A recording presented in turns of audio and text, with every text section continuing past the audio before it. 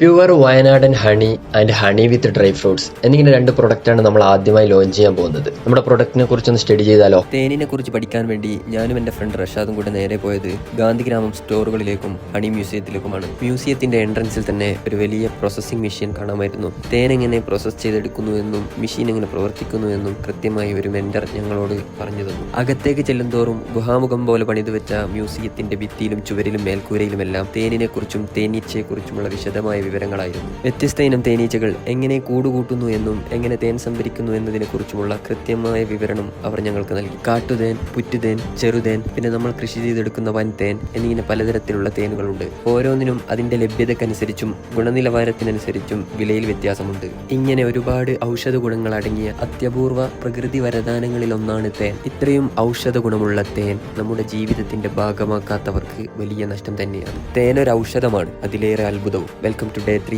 ഒരു ബ്രാൻഡിന്റെ കഥ പറയാം.